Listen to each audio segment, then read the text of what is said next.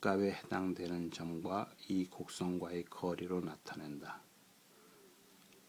그러나 만일 모든 관측에 앞서 여러 법칙의 확률에 대해 그리고 오차의 가능성에 대해 선험적 관념을 갖고 있지 않았다면 이 문제는 의미가 없다. 그러니까 오차, 내가 틀릴 수 있는 확률에 대해서도 생각을 해봐라. 맞을 수 있는 확률이 60%다고 하면 내가 틀렸을 때 확률은 몇 프로일까? 30%일까? 그게 50% 이상이면 하지를 말아야 되겠죠. 상황에 따라 다르죠. 주어질 수 있는 가치의 문제도 있으니까. 만일 좋은 기기를 갖고 있다면 규칙성을 획득하기 위해 많은 것이 희생될 것이다. 그런데 왜 굴곡이 없는 곡선을 그리려 하는가? 네이샵도 불가능하고 유한한 횟수의 관측으로는 어떤 법칙도 이끌어낼 수 없으므로 과학은 존재하지 않을 것이다. 중요한 얘기가 나옵니다. 50년 전에 물리학자들은 다른 조건이 모두 똑같다면 간단한 법칙이 복잡한 법칙보다 더 개연성이 높다고 여겼고 이 원리를 내세워 르뇨의 실험에 맞서 마리오트의 법칙을 옹호하기까지 했다. 오콤의 면도날이라고 하는 말도 있죠. 오늘날 이러한 믿음은 버려졌는데도 얼마나 자주 우리는 마치 그것이 여전히 유효한 것처럼 행동해야 했는지. 어쨌든 이 경향에서 남아 있는 것은 연속에 대한 믿음이며 지금까지 보아왔듯이 이 믿음마저 사라진다면 실험과학은 불가능해질 것이다. 오차론. 원인의 확률 문제와 직접 관련되어 있는 오차론에 관해 논하게 되었다.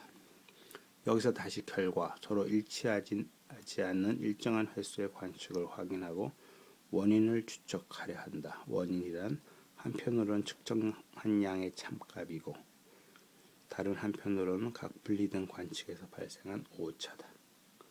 우리는 각 오차의 개연적 크기가 사후적으로 얼마인지 따라서 측정할 양의 개연적 값이 얼마인지 계산해야 한다.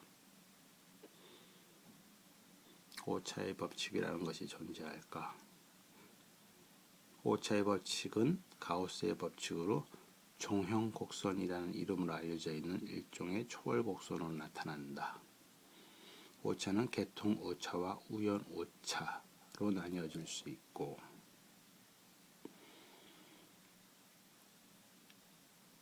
우연 오차는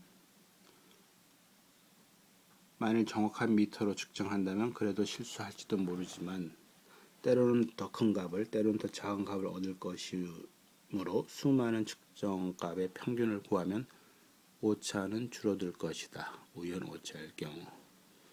계통 오차는 가우스의 법칙을 만족시키지 않는 것이 분명한데 계통 오차는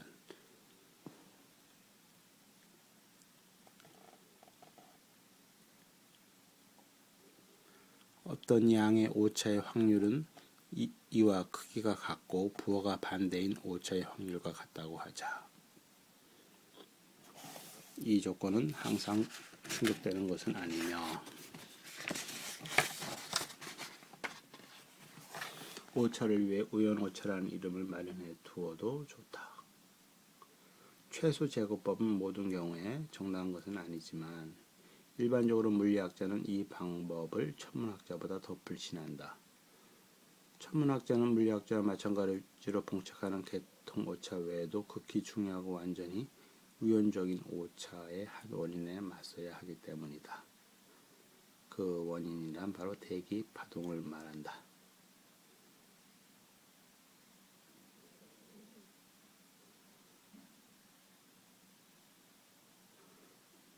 물리학자는 한 번의 좋은 측정은 여러 번의 나쁜 측정보다 더 낫다고 확신한다.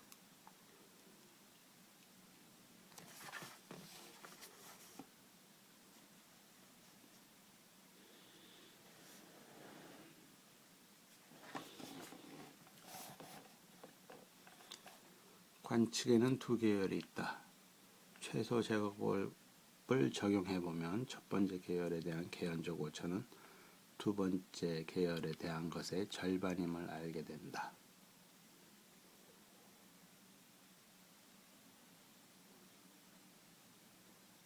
개연적으로 두 번째 계열보다 나으리. 첫 번째 계열은 우연 오차가 더 작기 때문에 개연적으로 두 번째 계열보다 더 나으리라는 것. 어느 한쪽 계열에 대한 개통 오차가 다른 쪽 계열에 대한 것보다 크다고 단정하는 것은 이에 관해 절대적으로 무지하기 때문에 어떤 근거가 없다. 참 어려운 얘기지만 오차에 대해서도 그냥 넘어갈 문제는 아닌 것이네요. 자, 그래서 포항가래의 확률론에서의 결론. 지금까지 많은 문제를 제기했지만 아무것도 해결하지 못했다. 하지만 나는 그것들에 대해 기술한 것을 후회하지 않는다. 왜? 독자 여러분을 이 까다로운 문제들에 관해 숙고하도록 이끌지도 모르기 때문이다. 어쨌든 잘 구축된 것처럼 보이는 점도 몇 가지 있다.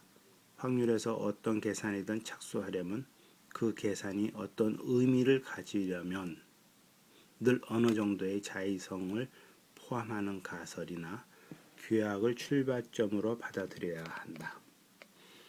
이러한 규약을 선택하는데 우리는 충족 이유율에 의해서만 인도될 수 있다. 불행히도 이 원리는 매우 모호하고 탄력적이어서 우리가 지금까지 행한 피상적인 시험에서도 서로 다른 여러 모습을 띠는 것을 볼 수 있었다. 가장 흔히 맞닥뜨리는 모습은 연속성에 대한 믿음이다. 이 믿음은 논리적으로 반박될 수 없는 추론에 의해 정당화되기는 힘들겠지만 이것이 없다면 모든 과학은 불가능할 것이다. 확률의 계산이 유익하게 적용될 수 있는 문제는 그 결과가 처음에 세워진 가설과 독립적인 경우이며, 여기서 해석에 있어가지고 원문에 대해서 꼭 알아봐야 되겠습니다. 여기서 독립적인 경우일 것이냐, 인디펜던일 것이냐, 디펜던일 것이냐, 확률의